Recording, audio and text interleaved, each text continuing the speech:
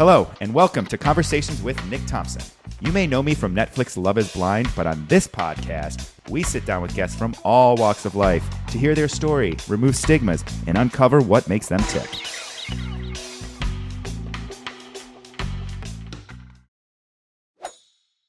Hello, everyone. Welcome to this week's episode of Conversations with Nick Thompson. I am your host, Nick Thompson. Today's episode is going to be a really good one. I have TJ Power, who's a neuroscientist, speaker, trainer on all things brain-based mental health. So I wanted to have TJ on because I've been following him for a while on social media, and the way that he speaks about mental health comes from a scientific perspective of what's actually going on with the chemicals in your brain and in your body. So he talks a lot about dopamine and oxytocin, serotonin, endorphins, and how all of these things in our body are contributing to our mental health, whether it's good, great, not great, and the role that these chemicals play all together, and the way that we can stimulate these chemicals in a healthier way.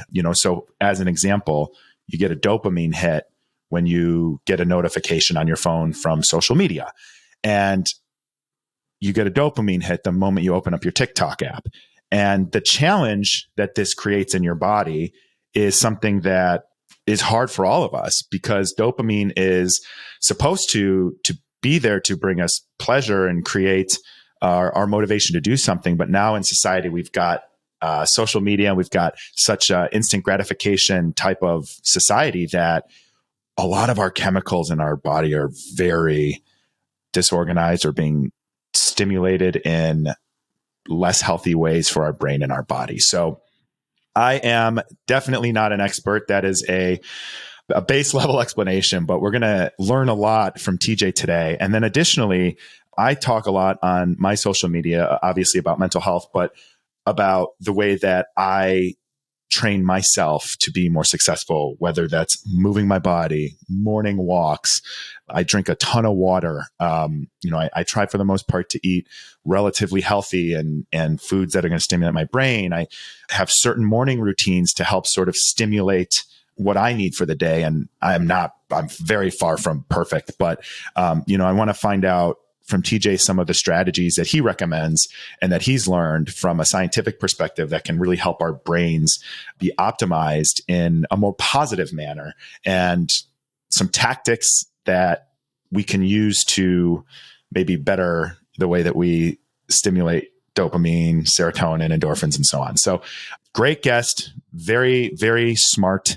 And then kind of looking at mental health from maybe more of a scientific perspective.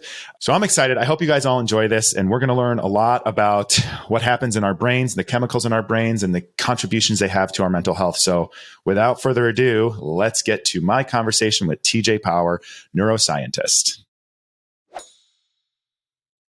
Hello. Today's guest is TJ Power. He is a neuroscientist, international speaker, co-founder of Neurify, and a brain-based mental health trainer to over 10,000 people and counting. So TJ, thanks for coming on the show.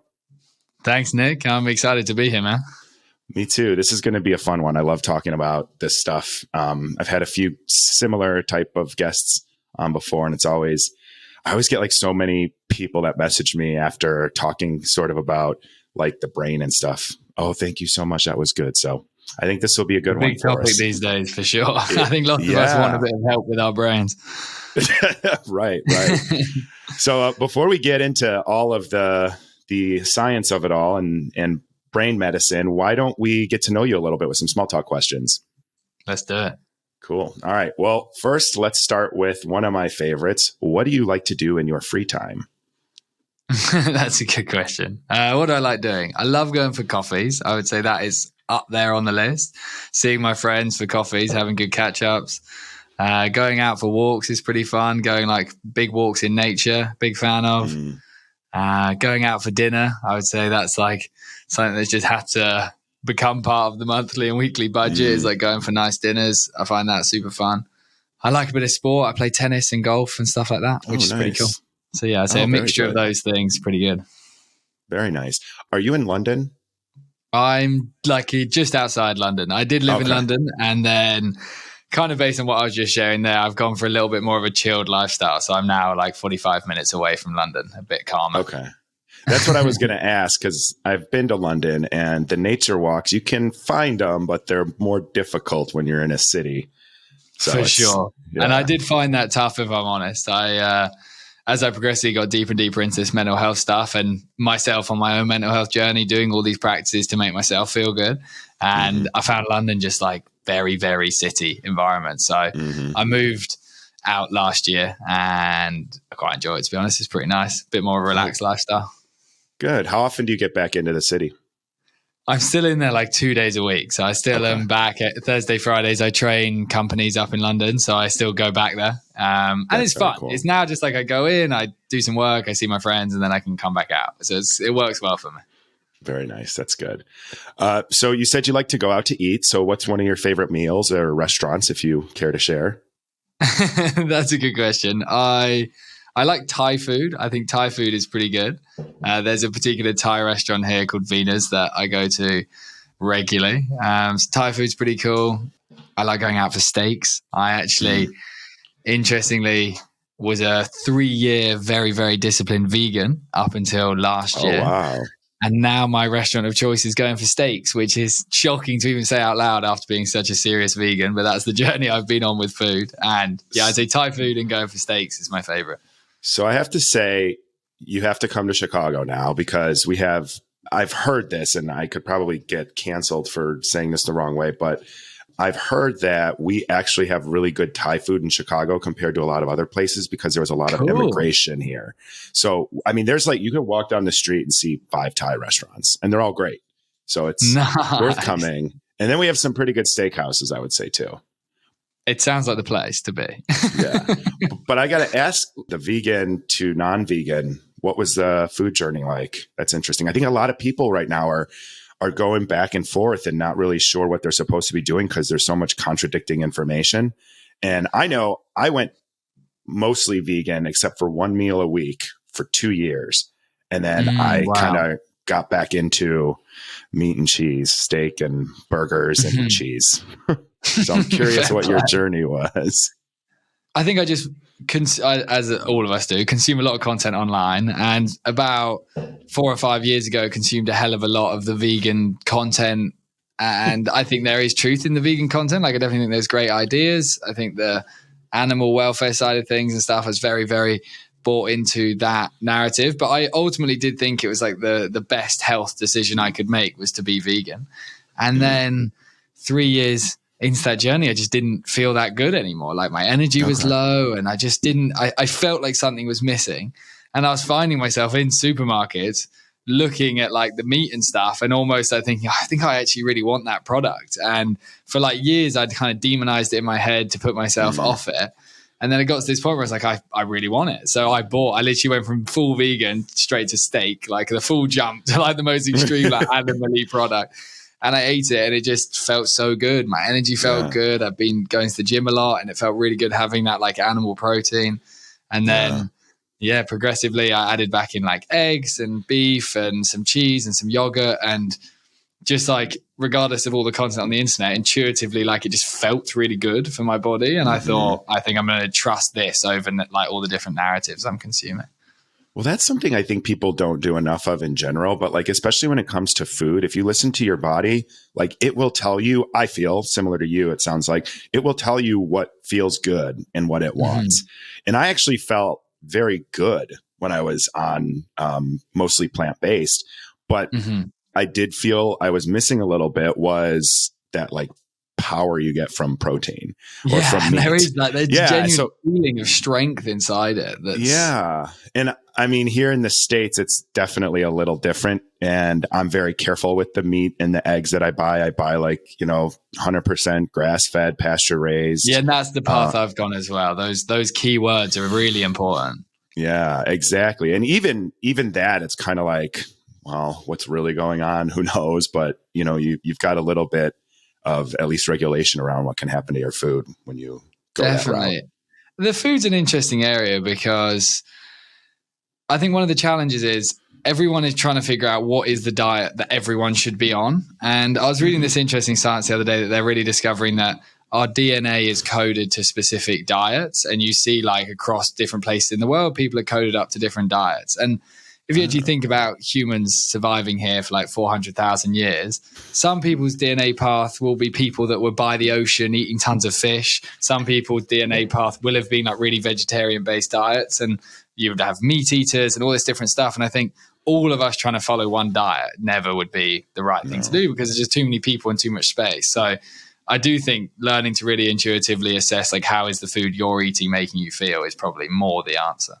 Right. Well, I think that kind of goes into brain health too. I mean, I know it goes into brain health too, which is interesting, because I wonder like if you ate locally, seasonally, based on how your body's telling you to eat, like all the cognitive improvements you see, I think it's insane. Like by Thursday, I've eaten pretty like I will splurge on the weekends usually, but on Thursday, I'm like feeling probably the sharpest I have. And I know it's because I've been moving, exercising, not drinking, like all this other stuff. Thursday's like the greatest day for everyone. It's like the health is at the highest on a Thursday. And it's like one day of the week, because then it's Friday and you're just kind of like, okay, here we go. I know.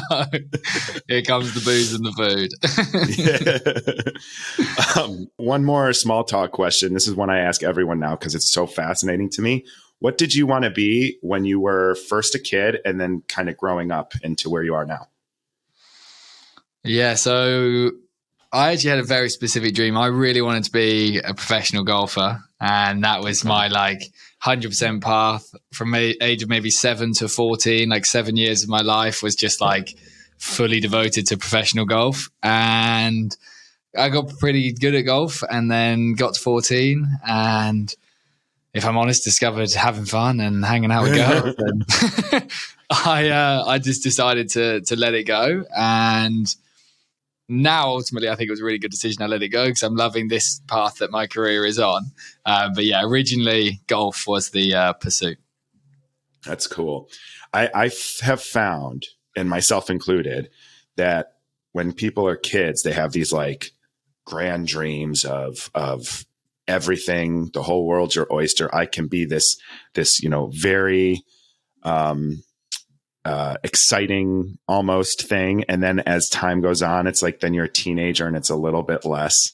And then you're going to college and you're just stuck to like right into the corporate sector in a lot of cases. Yeah, sure. It's like, cause like for me, it was, I wanted to be a professional wrestler. Then I wanted to be a filmmaker. Then I wanted to just write. Then I wanted to be a journalist. Then I was in marketing, and it was just like, what happened? It's classic.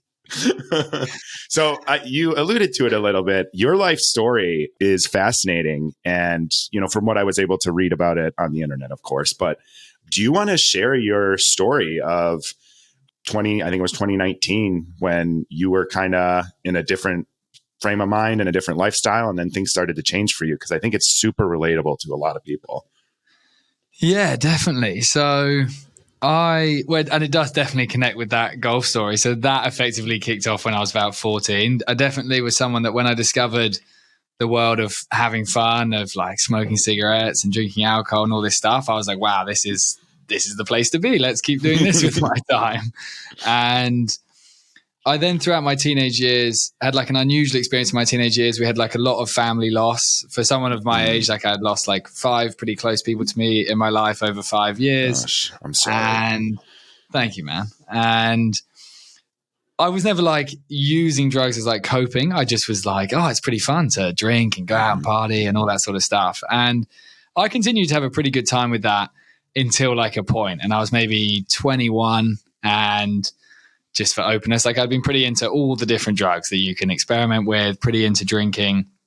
And I had this one evening lying in my bed where I was finishing university. I'd finished my final exams. I was finishing university, and I was like, I really want to have a cool career, and I want to feel really good. And I then just went like super, super healthy. I went like very much extreme the other way. Daily meditation, vegan was when that began as well. All of this stuff happened. And I went through like a rebalancing, and then, progressively managed to incorporate the fun and continue like with the career and stuff like that. But definitely when we talk about things like dopamine, I was a big, big dopamine addict to all the different fun you can have. Yeah, absolutely. And you were in school for What were you in school for at the time? Was that your undergrad? So that was my undergraduate in psychology. Okay. And then I was going back to do my master's and research in neuroscience. And like, I knew when I was coming back for the master's, and I was also becoming a lecturer at the university, I really wanted to like get my shit together, basically. Yeah. Do you feel like when you were like, did you literally just like wake up one day and were like, I'm done with all of that?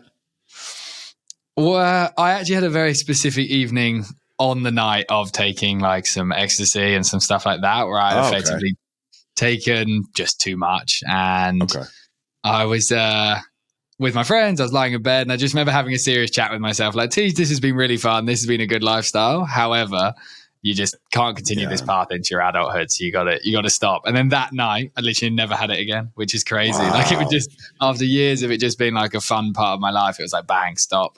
Yeah. And did you stop drinking and everything, or and smoking, or do you keep some of that as a casual way to have fun, or?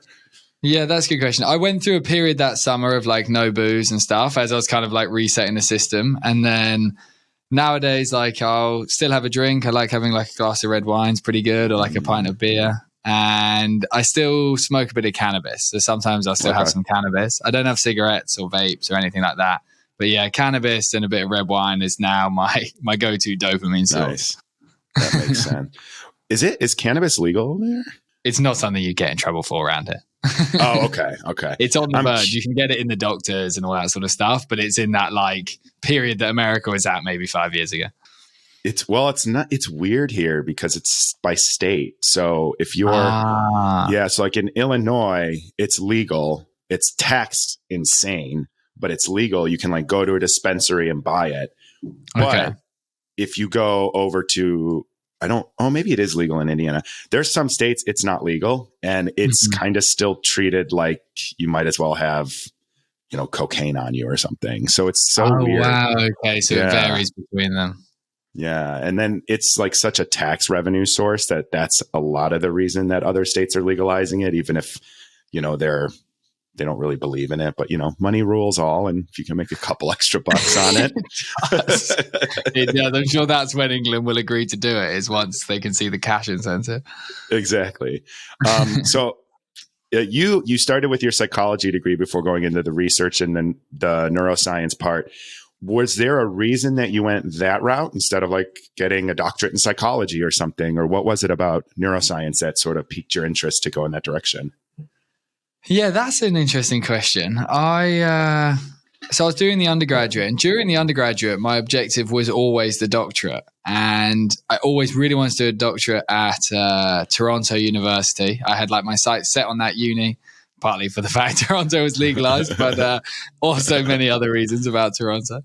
And I'm someone that gets like very locked in and focused on one thing at a time. So like for like 2 years, my head was like, all I'm going to do, I'm going to go to Toronto Uni. And then I got offered this opportunity to go out there, and I did some speaking out in Toronto and looked at this whole PhD process. And after 2 years of dreaming of it, I went out there and it actually didn't feel like the right thing to do.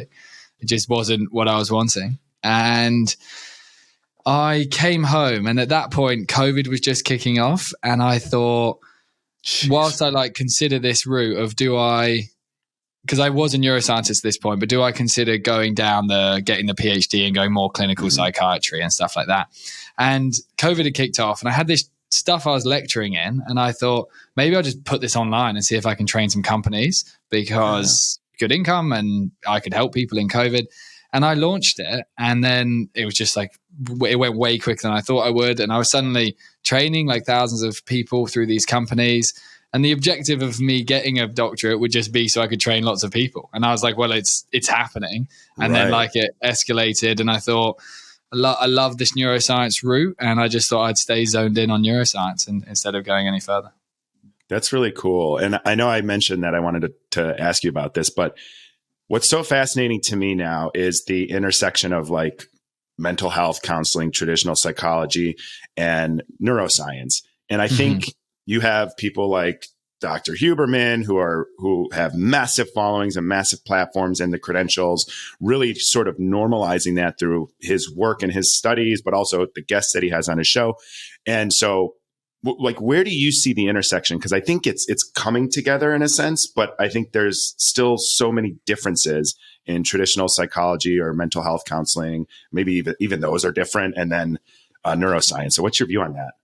It's interesting because all of these concepts are telling very similar stories. It's just like different lenses that you look down. Like you can look down motivation through purely like a psychological concept, or you can look down motivation through like your dopamine levels. But like ultimately the outcome is, how do you get someone motivated? And interestingly, what I think neuroscience is really bringing into the equation of mental health is how ridiculously influential our body is over our mental health. Like you see Huberman all the time talking about sunlight and sleep and nutrition and all this stuff. And really, I think one of the challenges we've had with mental health and traditional psychology is thinking this is largely a challenge only happening in our thoughts and in our brain. When really we've got a whole system influencing us. And I do think neuroscience, even though it's the most brainy of them all, is actually bringing in that equation of how does the whole nervous system interact and all of these different things. That's so true. That was one of the big things that I started in July this year was morning walks, at least 15, 20 minutes. And the impacts, and I know I mentioned to you earlier, like I sometimes get up late, like I'm not a morning person, but when I get up and I brush my teeth, I take the dog out for a walk, and I just take in the sunlight. And and if it's cloudy, or sometimes if it's super cold, I can do like 10 minutes because it gets pretty cold here. But making the time to do that every day for at least 15, 20 minutes, it kickstarts my day. Like I use that to think about my day, to strategize what I'm going to do for the day. And then I come back and I like do some journaling. And I mean, it puts me in the mindset to get shit done. And yeah, I love that.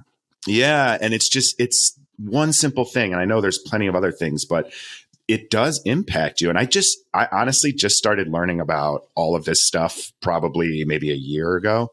And like neuroscience, I wasn't really sure what it was. And even, you know about the nervous system, but like, you don't know how much impact it's actually having on your body or what causes it to flame up. And I think that's where it's so interesting to see it come together.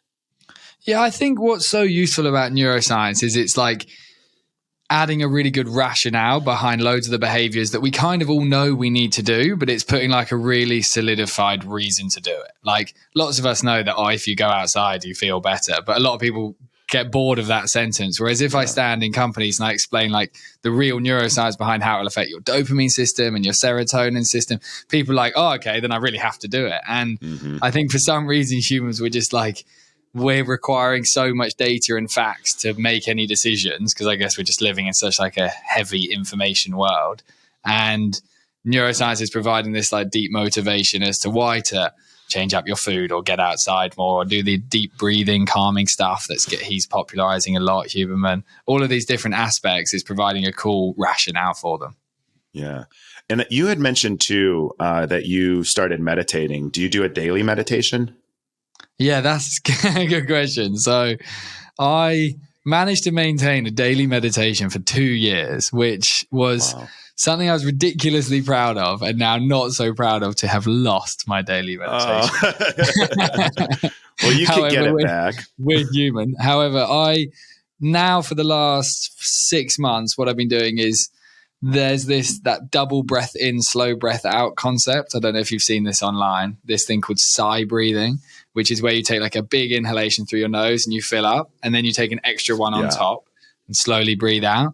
So now in my process of recovering my meditation practice after losing it, I do a 7.5 minute timer each morning, and I do that breathing pattern for 7.5 minutes. And I used to be able to meditate for longer, but that 7.5 minutes is a good current process that I can fit into my routine, and I'm managing to make it pretty sustainable.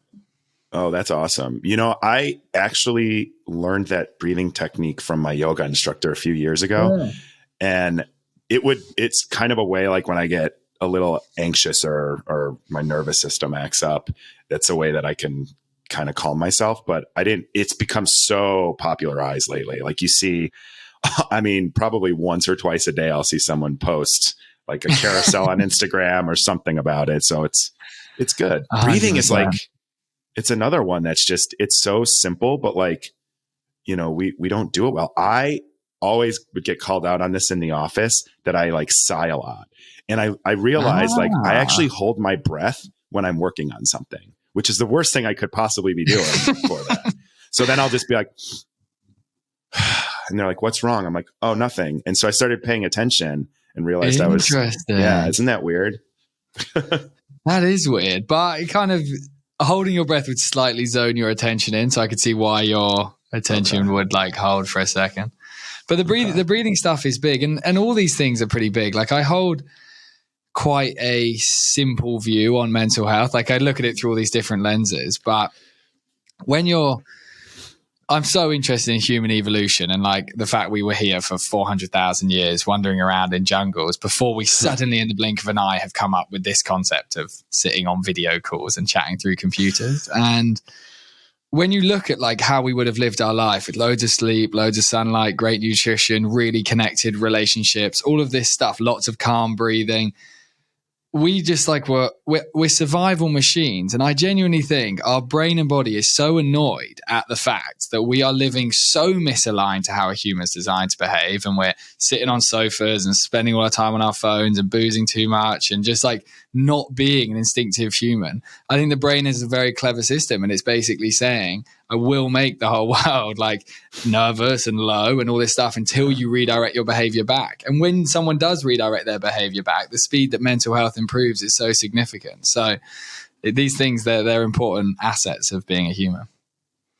That's so well said. I couldn't agree more. There's I'm trying to think of what the book is called. I read it a couple years ago that talks a little bit about this.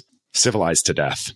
It's it's an interesting book, and it talks kind of about how we were nomads for so long, and we would, as a tribe, you would eat nuts and plants and all this stuff while you chase the buffalo for 6, 7, 8 months before you catch it, and then you would eat and you'd feast. But like, it's about your tribe, and you're outside and you're moving around, and like it's survival. But all of these things that you're speaking about, like they were coming naturally in the way that we lived our lives. And now we've civilized ourselves to the point where we're sitting on the sofas and we're eating the processed food, and we're mindlessly scrolling through TikTok and Instagram. And it's just it's like not what our bodies are made for. Like we're not even made to sit for the number of hours people sit is insane. I don't know what we're supposed to be sitting. I have a standing desk.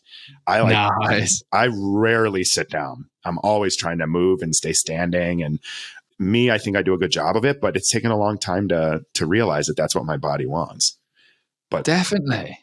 We're just very misaligned to that instinctive way of being. And I love the modern world. Like I'm someone that's super techie. I love my phone. I think all these things are really, really cool. But I just think like we can't completely forget how a human's designed to be. And the brain's a clever machine. Like I work a lot in teenage mental health, and teenage mental health is a massive topic. Like when I'm going to loads of schools now, and it's just heartbreaking, to be honest, how anxious and low kids are. And if you took it to that very simple example, hunter-gatherer tribe, if you had a teenager that basically said in the hunter-gatherer tribe, I'm going to stay back. I'm just going to sit in the shed, in the hut, and I'm not going to do anything for the group, and I'm not going to come hunting, and I'm not going to go out and eat the food or anything. I'm just going to sit here. Their brain would begin to feel so shit for not making like a contribution and for not being out there doing all the different things. And like all the teenagers I'm connecting with that are in a tough spot, like they literally come home from school, they sit in their bedroom for 5 hours, they go back to school, and like we're just not behaving how humans designed to behave. And the brain will make us know that, because the brain's effectively got like a really good forward thinking ability, and it's realizing that if as a society we just become complete tech junkies that don't do anything with our life and eat like crap food, the survival of humans long term won't be very good. So like the brain's like, well, I'll just send you all a really clear message that you got to change things up so that the future of society is better. Well, and then we don't listen to it. A lot of people don't listen to it. We just distract ourselves. We're like, this is horrible, feeling anxious. Where's my TikTok feed? Well, that's exactly it. And I remember I listened, I think it was one of your posts, and you were talking about like focusing, and it's like for 15 minutes, like just put the phone down, because if you get to like minute 17 or something, studies show you actually do start to zone in. But that 15 minutes, that is nightmare. Literally nightmare. It's and I think is I share this advice because I'm someone that finds all of this stuff really difficult. Like I find TikTok super addictive. Like even this morning, I had later nights this weekend. I'd been like out, like having some drinks and stuff. So I woke up Monday morning, didn't have that much motivation. I found myself sitting on the sofa on TikTok, which is so ironic when it's like all the stuff I teach about online. But I was in my head thinking like, you're doing exactly the loop of what someone like needs the guidance on. So I relate to this stuff, and it is possible to make really big progress if you like make the little steps, for sure. Yeah. And that's one of the things that I think is so cool about like reading your story and the way you talk about things is you don't act like you're better than anyone or that you do all these things. And I have the same thing. And I talked to my therapist about this just a couple of weeks ago. And she's like, Nick, you don't have to have everything. You don't have to do everything right yourself. If you know how it's supposed to, then you can help coach people. Right. That's like, how it's supposed, you're not supposed to sit on your phone for, scrolling through TikTok for a couple hours. So yeah, for sure. So yeah, it doesn't mean we can't, makes us all relatable because nobody's perfect. I bet you even Huberman doesn't go for that walk every single morning. Definitely. For sure. So you've have the mobile app or training platform called Dose. Yeah. And I really want to get into, first of all, what that is, but dopamine, oxytocin, serotonin, and then endorphins. You are very prominent on your message on how important all four of those are. So I'd love to learn about all four of those and then learn about your mobile app. Yeah, cool. So Dose is like a very fortunate coincidence, if I'm honest, that those words happen spelled dose down the side, and you are getting like a dose of each one when you get the behavior right. And that was like early last year. I was on a walk and I suddenly was like, holy shit, it spells dose down the side. And it was a blissful moment. It was a very blissful moment. I literally ran home like, oh, I've got it. And then I Googled it and realized that a lot of people had also noticed. But I thought I was a fucking genius at the time. And yeah, we can dive into a bit into each one. Dopamine is like the first one, and usefully so that it's the first one, because dopamine's potentially the biggest challenge out of them all. So what would be best? Should I give you a bit of an explanation as to kind of how it works, and then we can chat through? Yeah, because I think like dopamine is, and I have some personal stories that I've changed lately too. So yeah, let's dive in. Let's start there. What is dopamine? Yeah, so given what I've shared so far about mental health, I do take quite an evolutionary perspective of why do we even have it in the first place, and then you can kind of build from there. So dopamine, original reason we've got it, just to create the desire and the motivation to go out and pursue difficult activities that would keep us alive. So when you look at hunting or foraging for food or building shelter in the cold or finding new lands for us to live in and stuff like that, all these activities, dopamine would be like this motivating chemical. It would build in our brain when we were basically chasing down hard activities that would help our group to stay alive. And the biggest thing to understand about dopamine is whatever created us, you call it God or evolution or something put us here, it basically hardwired in that we needed to earn the experience of pleasure, because pleasure was such a hard thing to get hold of, hunting the food or whatever it may be. We had to be trained that if we put in loads of effort, we'd feel good afterwards. And that's how dopamine functions. The biggest difficulty we now have with dopamine is we figured out a lot of ways to get pleasure without instant any effort. Gratification. Yes. And that's like the hardest thing for this dopamine system, because if you imagine like on a graph, like if a graph like slowly curved up, like say if you take something like exercise, when you start exercising, it's not like, oh wow, I feel amazing now I'm out on this jog. Typically at the beginning you actually feel a bit extra shit. It's like, wow, I'm very unfit at the moment. And then you start running, and then gradually throughout it you start to feel a bit better and you feel better, and your brain is literally in the pursuit of a goal and it's earning dopamine. And then late on in the run you feel pretty good, and afterwards you feel great. You've got that accomplishment feeling, but it's a nice gentle curve up and then a nice gentle curve back down. The biggest challenge we have now is we've invented a lot of things that will get the dopamine to that highest point very, very quickly. So the TikTok feed can do this. TikTok, yes. Yeah, TikTok is the absolute best fast dopamine thing society's ever created. China must be buzzing with that. And that's one of the challenges, because if something goes up really quickly, just like with the laws of physics of the world, if it goes up quick, it has to drop really quick.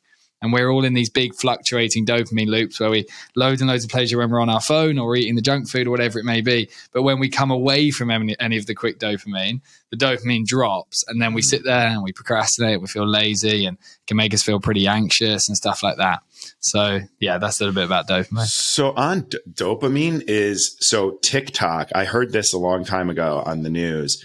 TikTok, the way that app is designed and the algorithm is designed, as soon as you open it, you're getting content. It's like you don't even have to give that click other than to open up the app. Sure. And that's like the difference of what makes TikTok so much more addictive than the other ones, is it just appears and then you're in the content loop. So like you go on Instagram, you might have a reel pop up, but then you got to turn on the sound, or you've got to scroll past a post, or you've got to read. So you're like kind of still doing, it's the least amount of work you can, but TikTok, it's just there's still a little bit of effort for sure. Yeah. And this one of the challenges, like I spend my life at these schools trying to convince kids to become addicted to YouTube, which is ridiculous that would be the solution. Obviously the solution would be less phones, but like for many, that's not even an option. But YouTube, still got to go find a video. You've got to watch that video for a couple minutes in order to figure out if it's going to be of value and interesting to your brain. Mm-hmm. And that loop is like the dopamine you're at least in the pursuit of some kind of goal. And TikTok is the opposite, as you say. It's just bang, straight to pleasure. And the difficulty is our brains are just learning machines, and our brains all know that now. So when we, I don't know, go to the bathroom and then you open your phone, you're like, how could I get pleasure? We know now to click TikTok because we know it's the fastest way to get hold of that feeling. And even me, like I'm someone that loves YouTube. I don't even love TikTok that much. And now my finger goes more towards TikTok because I know the speed and the pleasure, which is the tricky part of it. Do you have a big TikTok following too? We've just started out doing TikTok. I think we're on like 20K or something like that. So it's gradually going up. I think I have like 43. I don't like it. Like I know the damage it's doing, so I'm on there and I feel guilty. And so I know that is the tricky part, isn't it? It's like, did you join them or try and run away from them? It's so hard. I'm hearing from some of the people I know now in the industry that here in the States it might get banned. So if they do achieve that, that'd be wild. Well, it's already banned in I'd kind of be buzzing to be honest if it got banned. It saved me a lot of time. Oh, I know. I hate to say that.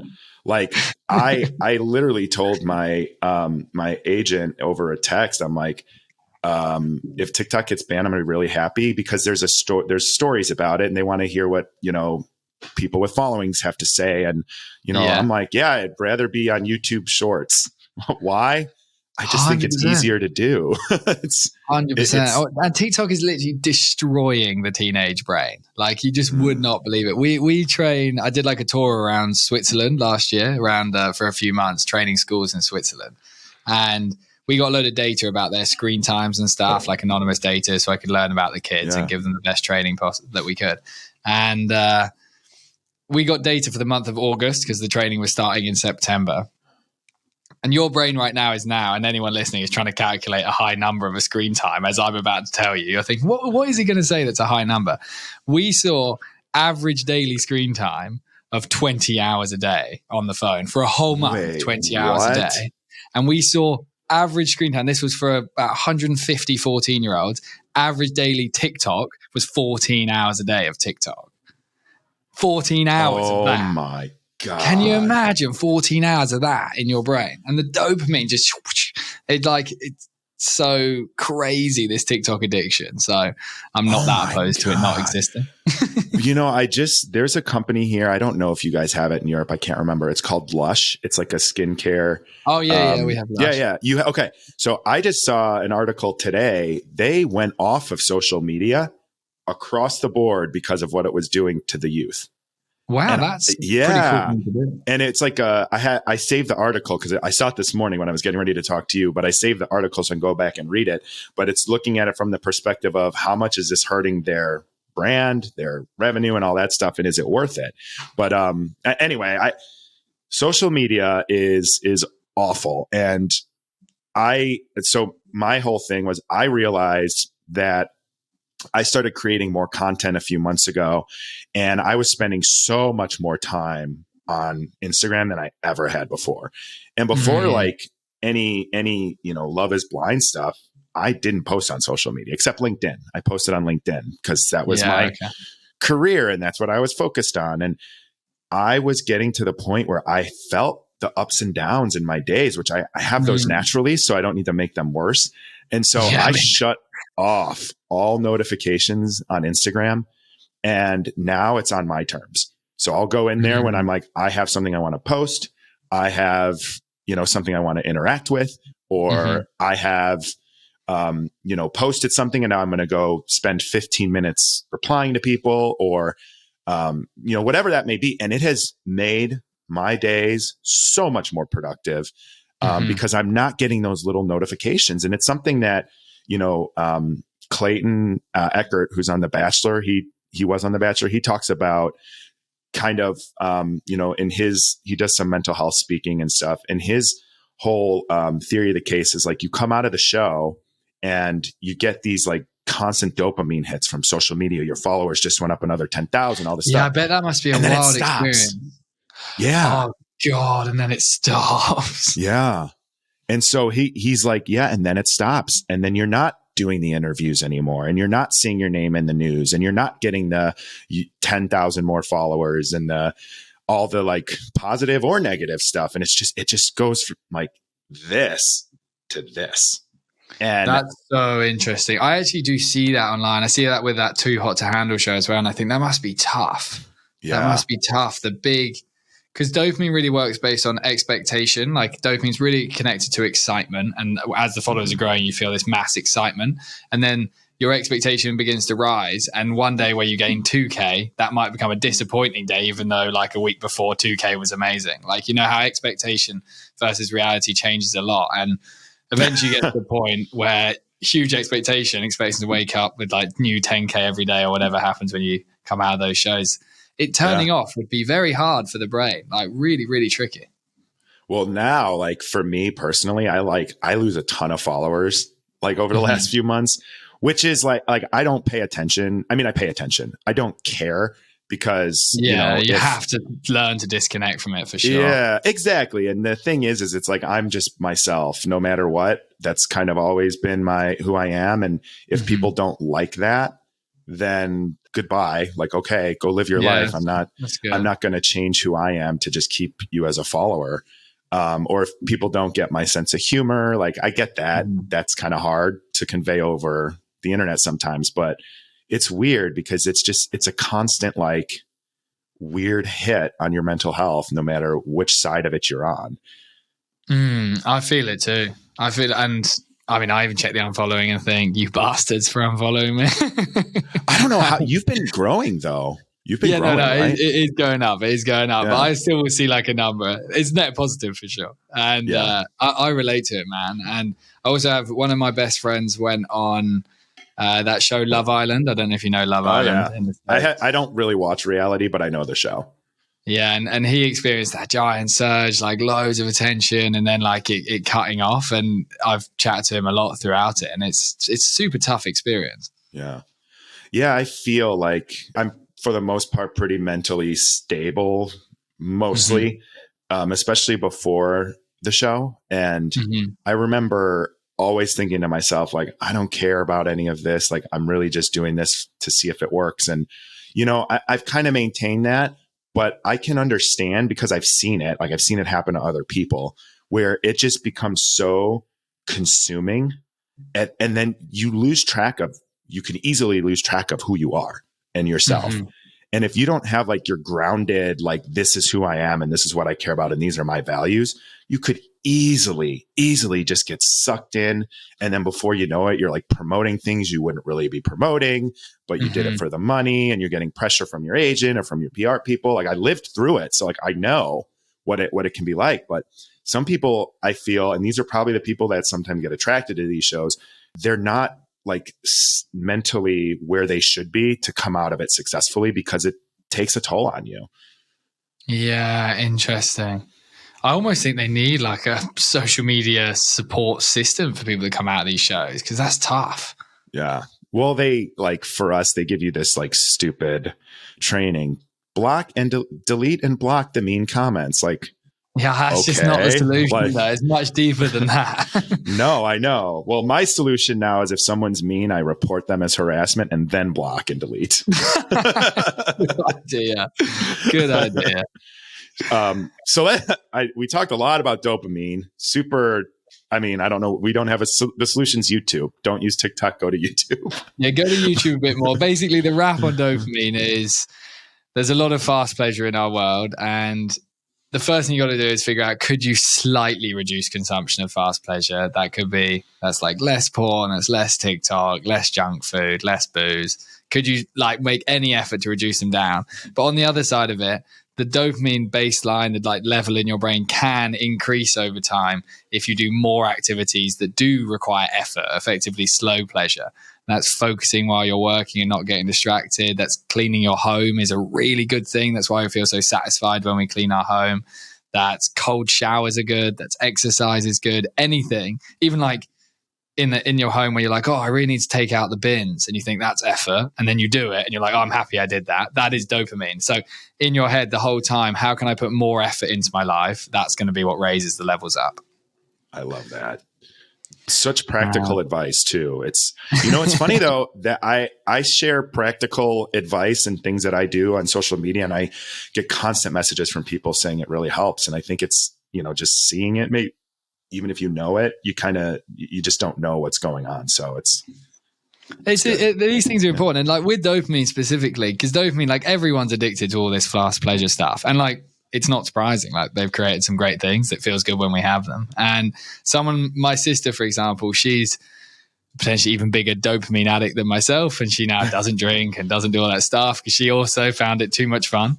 And when I was teaching her like a lot about dopamine and explaining how effort is our only route to fix this dopamine imbalance that we basically had a few years back, she started associating everything that was effort as good. Like if she needs to like walk the dog in the cold in the evening to take it for a wee, or she needs to like do her bedding on her bed or do the dishwasher or anything. It's like, okay, this is raising the baseline dopamine levels. And what's interesting is the more you convince yourself of that, the more you then start to enjoy all the activities that you normally consider are like really annoying, boring activities. And you start realizing that it's actually useful. Like if I need to clean my bathroom, I know that's an annoying activity, but I know it'll make me feel good. And the more you add all these things in, the more your brain just starts to feel a little bit better. And ironically, this morning after I got out of the shower, I was like, I need to clean this bathroom today. Well, you can do that at some point this week and it will feel good after. Yeah. You're right. And I posted about this actually, I think last week. The simple thing, like I've convinced myself that like making my bed is check one of the day, and and I don't do it until I'm ready to start my day. So it's like, I'll get up, I'll brush my teeth. I won't have looked at my phone or anything yet. The dog is hard to get up in the morning, so I got to get him up and moving, and then I'll make my bed, and then I'll be like, okay, I'm ready to start my day. And then it's the walk. And then, it's like all these things. And I have trained myself, and I didn't think of it until you said it, but I guess I've trained myself like these are wins. They're 100% wins. And like throughout the night, part of the regenerative process of sleep is building some dopamine, because you can imagine evolutionarily it's very useful if a human wakes up and has a load of desire and motivation to do stuff. And we have this bucket effectively of all these dopamine bubbles in our brain. If we start with wins, if we like go to the bathroom, brush our teeth, make our bed, splash cold water on our face, any of this stuff means those bubbles start on the trajectory of building effectively. Whereas the majority of the world starts with social media. And so like there's this abundance of dopamine in your brain. You wake up and immediately you set the path on the downward spiral. And I have no judgment for people waking up and going on their phones. Like it's a fun thing to do. Like it's a very tempting thing to do. But for the trajectory of your day, that first thing, whether it's going up or down, is very, very key. Yeah. All right. Very good. Let's dive in. Oxytocin. I'll be more efficient on the others. No. I was like, maybe we need to do another episode and just do one on each of the four. The other ones are cool. They're good to understand. Yeah. All right. Let's move on to oxytocin, right? Oxytocin, that's the one. Yeah, okay. And this one's pretty cool, different to the dopamine. So this one's all about human relationships or actually all physical relationships, basically. Even if you're interconnected with an animal, it'd be oxytocin. the most predominant moment of oxytocin is when we're born. So both the mum and the baby get this huge surge of oxytocin, and that creates the initial maternal bond. And for the mum, it creates this like massive empathetic desire to care for this thing that it's just created, because that's very important that it does so. And then for the kid, it creates this very quick, wow, these are humans above me and I need to make sure I prioritize being connected to them. So it like creates this initial bond experience. And then anytime we go through life and we receive love or we give love, oxytocin levels rise. And similarly, and very importantly, anytime we receive or give any love to ourselves, oxytocin levels also rise. So it's that whole loving relationship component. Self-care, how you talk to yourself, how critical you are of yourself, how much you celebrate yourself. So yeah, that whole world of human connection with yourself is really what oxytocin's about. I didn't know much about it until recently, but I can imagine, and I don't know if there's so many studies now on like increased loneliness and all this stuff. Mm-hmm. Are there any studies you've seen, or what do you think the impact of COVID and everything has had on oxytocin? Because our connections are very different. A lot of them stay digital now, or your friend group's gotten smaller. Or you've in some cases lost people. I mean, it's. I would imagine it's awful. Like, do you know anything or have any thoughts on studies, or if that should be definitely. Like so there's tons of research on this, and oxytocin is so significant to our mental health at a very, very simple level.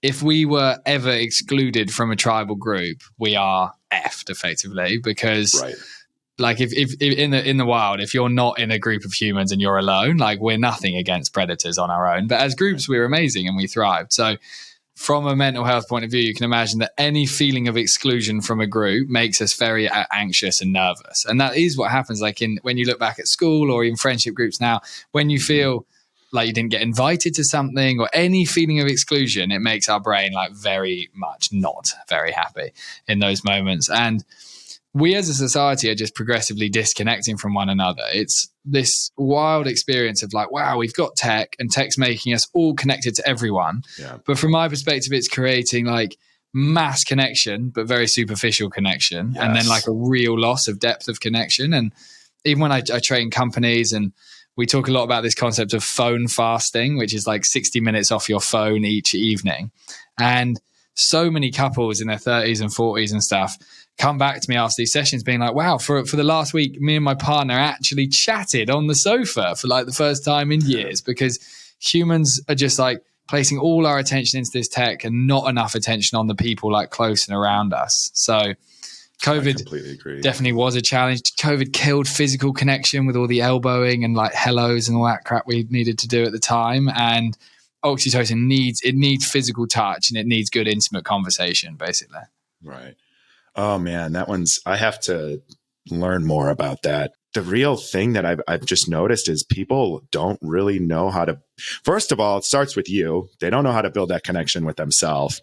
And then for sure, being comfortable and putting up boundaries actually can like help your relationships, which people, they don't know how to say no sometimes. And so anyway, that is so interesting to me, because I've just noticed it in this little bit of work that I've been doing, that people are not feeling very connected. And this is probably a huge part of it. So it is. And you're right to point that bit out. We're very disconnected from ourselves. Like most people I talk to absolutely hate the idea of like going on a walk without any headphones, for example. Like the thought of going for a walk. I'm guilty of that. That is hard to do. Hard to do.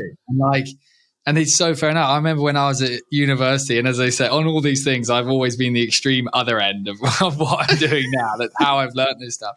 I remember one time at university, I was in the library and it was like 9 p.m. I was walking back from the library and my phone was out of charge. And I thought, wow, 20 minutes in my head? No way.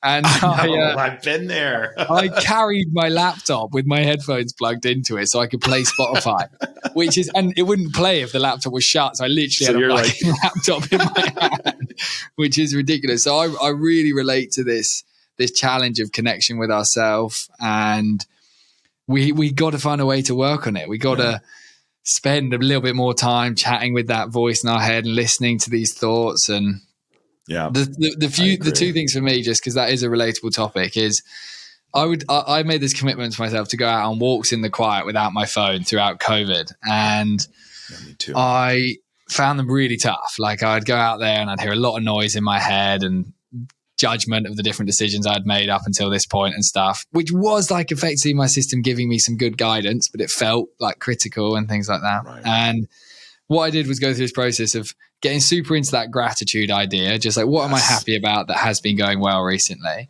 And rather than just laboring on what isn't going to plan, which our brain likes to do. And then similarly, our brain can tell us off for like not eating great enough or not, or spending too much time on our phone or this. So I do the gratitude, and then I go through a process of recognition in my head of just like, where have I made progress? And like, even though at the time I wasn't making that much progress, there were little bits. And the gratitude and recognition, those two things made the quiet much more bearable. And then gradually became more and more comfortable with it. And like now I do it to do like 45 minutes every morning. No phone doesn't come with me.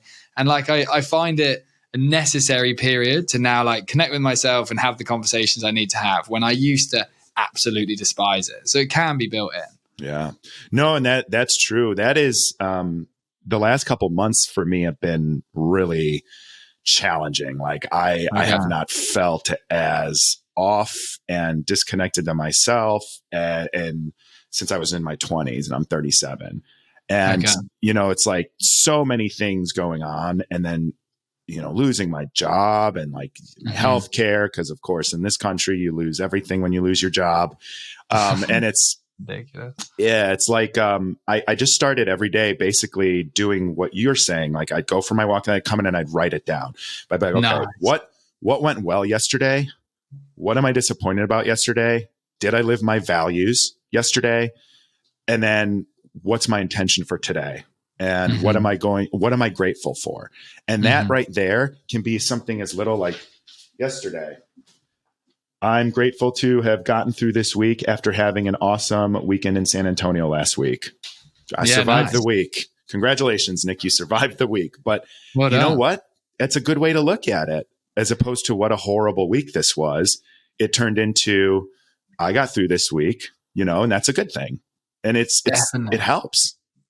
And you reaffirm your brain's desire to just focus on the positive aspects a little bit more. And I think we're really underestimating. I talk a lot about like how much of the news we consume and all that kind of stuff, because we're really in like a very negative bias world where it very much highlights all the problems. And so easy for that to happen in our brain. And if you only tell yourself off and say, I'm drinking too much, I'm on my TikTok too much. If you only tell yourself these negative things, all you're doing is telling your brain about those activities. Whereas if you start saying, it's really good that I've gone to the sauna this week, or I've been like seeing my friends more, or I've been eating a bit better, you just start telling your brain, oh yeah, we quite like doing that stuff too. And it creates more desire to pursue these things that are good for you. So the gratitude thing is, and recognition, like it's so underestimated in my opinion. I think people know like, oh yeah, I need to be grateful. That would be good if I did that, and then just like disregard it.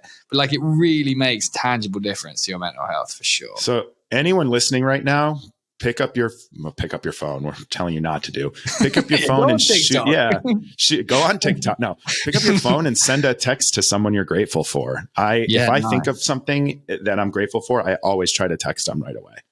That's a really cool thing to do. Yeah. So try that. All right. That was the oxytocin app. Yes. So serotonin is, there's a lot going on in the world. There is a lot going on here. Yeah. Serotonin. So let's hear your take and how important it is.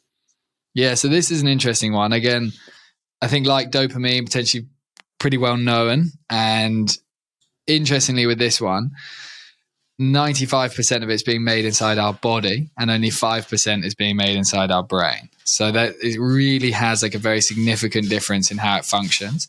So there's an area of the brain called the hypothalamus, almost like above the roof of your mouth. That's where these chemicals are largely built. And serotonin, 95% of it's being made inside the digestive tract and all that kind of stuff. And this one's really responsible for your mood and your emotional state, really connects with this whole nervous system and how your brain and your body are basically chatting away to one another.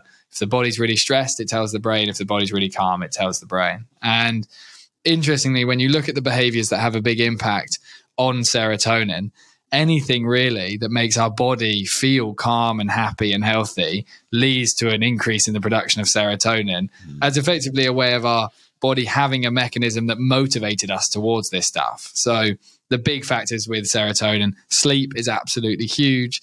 calm breathing is huge. Nutrition is huge. It's literally made in our stomach. So if good food turns up, that's a big thing. And then nature and sunlight. And really, of all these chemicals, this is the most instinctive one that just wants us to be a hunter-gatherer in the sun, in the nature, sleeping lots and eating well. And if we get these things right, the body builds serotonin, our brain feels great. And if we don't, and very easily done, say we eat like crap, don't sleep that much, don't really spend that much time outdoors, which like is a very easy cycle to be in, serotonin dips. And low serotonin is low mood and irritability and anxiousness and that kind of stuff. Well, that makes sense too with like seasonal depression when you massively. Yeah, serotonin is definitely that. Yeah. And I'll say like I've suffered from that my whole life and a lot of other stuff too. But this year, since I've started the walking, like I feel like I've been better from the seasonal stuff. Cause whether it's cold or not, I'm out there every morning and the dog helps. But like I used to just let him out, do his business, come back in. But now I take that 10, 15 minutes and I move my body. I get that sunlight in and I think it is making a difference for me. For sure. I mean, Huberman, he talks about a lot of stuff on the internet and almost sunlight is the most significant thing that he's saying. Like you have got to get morning sunlight into your eyes. And it's just not that surprising. Like we didn't have buildings for the first 400,000 years. So like we just need the sunlight. And again, it's one of those things so easy to disregard because we're so used to this quick pleasure world where we want immediate benefit from anything we do. We want to know like, if I do this, will I immediately have better mental health? And these things, like with all these brain chemicals, it's all about consistent over time and then the levels rise within your system. So if every day your sunlight goes up by 15 minutes, a week later, your serotonin system is going to be significantly higher and your mood will be more stable and all that kind of stuff. So yeah, these things are key. So I just got myself a personal coach to help me. So this is like the waking up earlier and you know, he has me doing 100 push-ups first thing in the morning and like kind of to regulate the clock. And it's been a few days and like I'm here. I made it here. I was a little nervous last night, but I made it here at 9 a.m. for us. So these things, but that's his whole thing is it's about building habit and it's about starting small. And it's like, it's just all aligned with what you've said. So I think it's so easy to start somewhere. It really is. And I know that to me, like the thought of a walk, because I was working, like, the thought of a 15-minute walk and then got to go in and, you know, take a call or whatever. And it was just like, it just didn't seem right. Hey, my calls went a lot better after getting that walk in, you know? One thing that's also really important to add whenever you're on these kind of points is there was this ridiculously interesting study that was done where you had two groups of people. Another study Huberman loves to chat about. Two groups of people. One group is given an unhealthy smoothie and one's given a really healthy smoothie. The unhealthy smoothie group were told it's really nutritious and good for you. And the group that had the healthy one were told it's really bad for you. And then they measured the body's response to the smoothie. And the group that drank the unhealthy smoothie actually had a healthier immune response and blood sugar response and all that kind of stuff, even though it was an unhealthy product. But just because they thought it was good for them, the body responded by metabolizing it in a way that was healthier. And that was with a sample of 10,000 in each group, which is wild. So it's very reliable data. And with that, the amount we think we're going to get benefit from something really dictates how much benefit we're going to get. So if we genuinely believe going out in the morning is going to help my energy and my motivation and my focus, it will help your energy and motivation and focus. But if you go out there thinking this is pointless, not doing anything for me, it won't do anything for you. So and this is why the neuroscience stuff is useful, because it gives extra rationale for why these things are good. So you can believe it a bit more, but believing there's value in more sleep, better nutrition, more sunlight, these things actually leads to there being more value. That's so cool. And when I think about manifestation and I think about mindset and all of these buzzwords, I've always thought, I'm like, there's something to it beyond just, I'm going to make this make-believe thing come to life by just believing in it. But like, it's like your point, you're actually changing the chemicals in the brain and the way that they're reacting. So you can actually manifest something then by 100%. I think you can almost manifest good mental health. Good point. That's a good point. Like you really start to believe it's coming and align your behavior in a way that makes it more likely to come. But manifestation, I definitely believe in. I think it's a great concept. Yeah. All right. Endorphins, the E of dose. I think we talk a lot about endorphins and exercise and all of that. So give us the endorphins lowdown. are pretty cool. So they are, again, they have an evolutionary reason, and their reason is really to actually help us cope with physical pain and stress in our brain. Like really those two things, physical pain and stress. And really simple scenario, if you were in the wild and you had to fight an animal in that situation, say I had to like fight a bear or something, well, I would die. But if I had something I have a chance against, a tiny little cat or something, I might, no, probably not. I actually don't even know what I'd have a chance against, but something, I'm fighting it and it scratches me and it hurts me. My brain would obviously start to get like very worried and it would hurt my body a lot. Endorphins basically pump throughout our system in that moment of physical exertion, takes the pain out of our body. It reduces the stress in the mind to give us more chance of surviving that situation. And something like morphine, for example, is that big drug in hospitals if you're injured that takes pain away. This is effectively our natural morphine. They actually built morphine off of our understanding of this system. So anytime the endorphins release, we experience a big reduction in like the amount of stress that's taking place in our mind. And highly stressed mind, overwhelmed mind is very, very common thing nowadays. And the way to get them to release is anything that puts your body into a physical exertion state. So exercise is the big one, and it's like amazing. Like any moment that you're particularly pushing yourself, like you're having to run faster up a hill or swim quicker, or you're in sport, the moments of extra physical exertion is when the body's going to go, oh, nice, they need the endorphins. And then there are other things that physically exert our body. Laughing, one of the reasons it's so good is endorphins because it really gets the body going. Hot environments like saunas, really, really good. They, again, physical pain gets it going. Stretching our body, really, really good. Singing is a massive thing. If you really sing, you think, wow, it feels so good. Like you're driving the car and you're singing really loudly. That is the body going into physical exertion and releasing endorphins. So endorphins reduce stress through physical exertion. That's awesome. I remember the endorphin release the last time I did karaoke. And I mean, you would have felt good. Basically screamed Mr. Brightside from the Killers. Felt great afterwards. Yeah. So your application dose or your program, why don't you talk, because it combines those 4 key elements and helps you optimize them in a more naturally healthy way. So can you explain, what people could expect or what they see if they were to participate in the program? Yeah, definitely. So we have this community app that you can join, and that's free to join. And that gives you like a big group of people that are all learning how to optimize each of these. And inside there, you can then go down the route of purchasing this mobile learning, which is effectively dose for your iPhone that you can read through, and there's exercises and actions you can take. And then in the community, we basically keep each other accountable for these behaviors. And on our website, if you search Neurofy on Google, you can go on there. And we're also later this month launching live training in that community as well, which is going to be really cool. So there's going to be live sessions you can come to. And if you think, some of these chemicals probably sound like they're pretty low for me, then it would be a great place to come and learn how to get them better.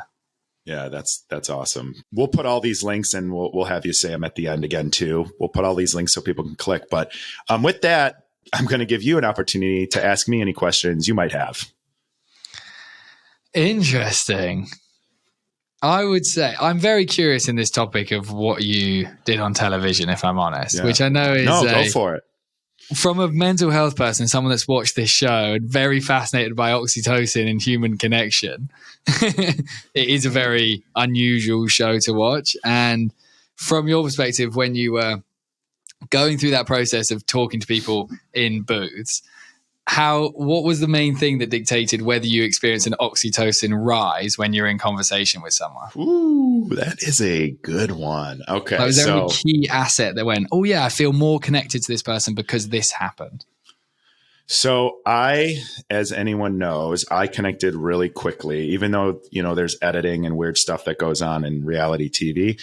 It's 15 men and 15 women, and you go the first day, it's like 7 minutes speed dating. Basically you go through everyone. Okay. Yeah. And then, you rank them if you choose to. So I had, I jokingly called it the algorithm on the show, but what I did is I ranked people every time I met someone new. So the first one I met, it was like ranked. And then the second one, I re-ranked the first one and combined the second one. Yeah, that's a good way to do it, to be fair. It's efficient. That was like the only way I felt like I would remember who was important. And I went through a few, like probably 10 or 11, maybe 12 out of the 15. And I was just kind of like, because it's not hard for me to connect with people if it's someone I want to connect with. But, sometimes, and I'm not saying people were superficial, but we just didn't have the same interests. And I could tell relatively quickly that someone wasn't going to be a good match for me. Just by the basic conversation. And they give you prompts if you need them. Like, I don't think I used them once. Cause I can talk to people, but I felt there were a couple people that I was like, oh, this is someone that I can talk to. And that's kind of where like the connection was for me. And then, with Danielle, it was just that times a million. Like there was just something different. And I wrote about it in my journal back afterwards. And I just said there was something different there. And I couldn't tell what it was. But it was an authenticity that we both had, and a vulnerability that I think we both just were able to be comfortable with one another. And then some of the other ones, it was a little bit more, oh, we like to do the same things, or we have the same mindset about something, or we both like yoga. And it's like, that's some of the things you would build on like a dating app, right? Or something like a prompt. But there was just something else, like a level of comfort with Danielle that was just different, I think. So I guess it's hard to explain, but like you can just kind of feel it. And then I knew, like, there were most of the time after, the first couple of times we talked, because you narrow it down and then you talk longer and longer, I kind of like could just feel it. That's probably not the answer you're looking for. No, like, I just could feel it. And I wish I could have written this down, but my massive curiosity was whether you were going to say the word vulnerability in terms of a key highlight, because when we look at oxytocin and connection, one of the most important parts of it is that an experience of vulnerability takes place between two people. And that's why in relationships, like as they progress, a few months in, you might have a moment where one of you goes through something challenging or something, and you open up to each other, and then like the bond slightly deepens in that moment of vulnerability. And in our world these days, I think a lot of people feel as if they have to put on a front, that things are always going to plan and stuff like that. And it's interesting you share that specific word of you had some vulnerability with one another, because for others as well, thinking about their relationships, moments where we are vulnerable and like show like the weak side of ourselves is imperative and a really good thing to be doing. So that's a cool answer. Yeah, the vulnerability thing, it's, as I've gone through my mental health journey, like I've always been someone who shuts down when I'm hurting or I'm struggling, and I just won't see or talk to anyone because I don't want to be vulnerable around them. And I've, in the last few years, like really shifted the way that I think about that. And that's where it's like my connections with people have gotten so much deeper and so much more meaningful. And it's like, I joke and say, oh, I have 6 friends. I'm like, but I have 6 people that I can like shack up with in the zombie apocalypse and know that we're going to get through it, except maybe one. But I'm just kidding. But mate, that's good. That's good. We teach this thing called My 5 in our oxytocin training. And you go through like who are your primary 5 people that you're really deepening your connection with, because there's a lot of science behind the fact that we can only really maintain 5 proper bonds where we really contribute to their life and they contribute to ours. And as we've said throughout this show, like a lot of it is trying to have too many connections. So the fact you said 6, super interesting. And it's very important that we have less and go deeper than have loads and go shallow. Right. Well, it was less, but then people got significant others. So I can imagine that's happened. Well, you got replaced in their My 5s. Right. No, that's actually awesome. I'm glad to know that, because that's something that I push to people, is I'm like, you have to shrink your circle. You have to shed the people that aren't meant for you. And I think for sure. And not feel sad if that's the case, just the deep understanding that humans are very unique and different from one another, and some are designed to hang out and some are designed to not hang out so much. Yeah, and that might change. So that's awesome. TJ, this was an awesome, amazing time. I learned so much, and I think everyone's going to. So thank you so much for taking the time today. And where can people find you and your work? Yeah, man. I'm very grateful for the time as well. These questions have been good. It's been good fun. And At TJ Power, TJ, and then like electricity power on Instagram and TikTok. Don't go on TikTok though, and that would be the place to find me.